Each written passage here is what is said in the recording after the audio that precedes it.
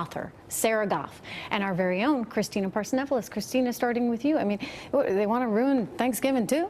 They want to raise awareness on the history of Thanksgiving. Unfortunately, I asked around because I'm Canadian. I asked around, what do people know why? I'm glad that you disclosed that. I was going to get there, but full disclosure, she's Canadian. I'm not even mentioning that. Just the point where, do people really know the basis, the history of where Thanksgiving came from? Is it the Pilgrims? Are we, celebrating the harvest? And so this situation at this Massachusetts college is literally focusing on the fact that you're ignoring history and you're not looking at the National Day of Mourning. And so I understand that, yes, there should be an opportunity and time in school, in our history classes across Canada and the United States, where that Indigenous culture, Indigenous people come up.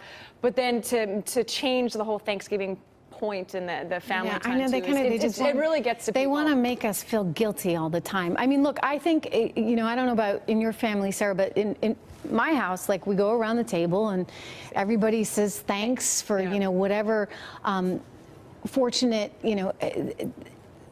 aspect to the life that they have is. We're thankful for our family. We're thankful for our friends. I get it, and I hear you. I hear what Christina's saying. We have had a challenged history, but, it's also a history that we're all here because of. Absolutely, I agree.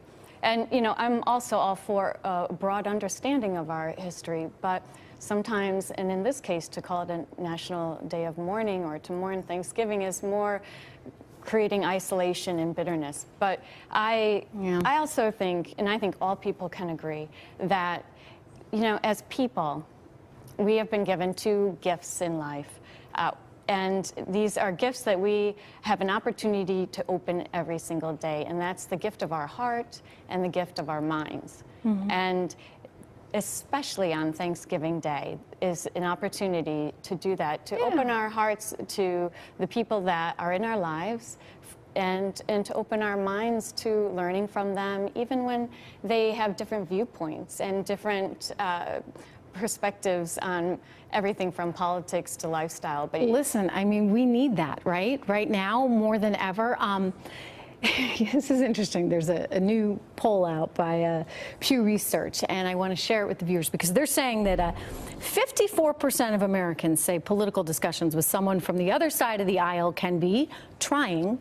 Forgive me, that's 53%, and 7 percentage points higher since the pollster took a similar survey in 2016. In other words, things are getting more challenging, right? People are hesitant maybe to have those discussions because there's so much emotion involved, right, Christina? I mean, I don't think there's ever been a moment in my history, and I know I'm a little bit younger, but looking back in politics here, the polarization that you're seeing across the board, and not only within politics, on the media side too, it's constantly a conversation, a topic of conversation. I moved to the United States less than a year ago, and I work for Fox, and I love working here, and it comes up quite a bit because this is my world. This is what I live in right now. But it's crazy to see how often it comes up outside with people that don't work in media at all, and they just still want to talk about it. Or foreigners. You work at Fox. Yeah, foreigners that want to ask me all kinds of questions of, like, what is it like to be there? What is it like to be living in a country under President Trump? So I think that we're at a moment now where there needs to be some type of middle ground. And then to bring it back to Thanksgiving, that is an important middle ground for families. Unfortunately, though, you do have families that don't agree on the politics side, but at least they try, or some do try, to come together during that one day to give thanks and eat a lot and then regret your decisions, which I will be probably on Friday. About what you ate. Oh, yeah. Right? That's the only thing I'll be regretting. Sarah, what's your advice for families that, are coming together this holiday season? You got one person over here that's still not over Clinton losing, and one person over here that's just, rah, rah, rah, Trump. How do those families deal? Well, you know what? This moment in time, which is a very hot and heated moment of time, is going to pass. America has been through so many eras, and they pass. And pendulum always swings, and they right? move on, and new wave takes over our country. And what we have to remember is what we're going to be left with are the people that we are sitting around that table with.